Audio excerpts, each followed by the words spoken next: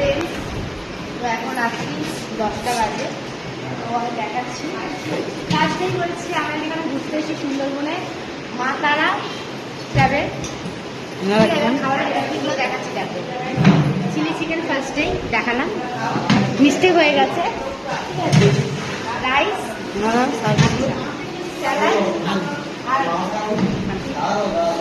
এখানে রয়েছে খুব সব খাবার সার্ভ করছে। ঠিক আছে, এই দাদা রয়েছে, সবাই মিলে একসাথে হেল্প করছে।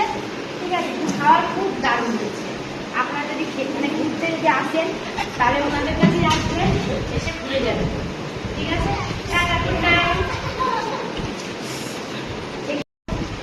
আমাদের সার্ভিসও ভালো, প্লাস হচ্ছে ব্যবহার খুবই ভালো।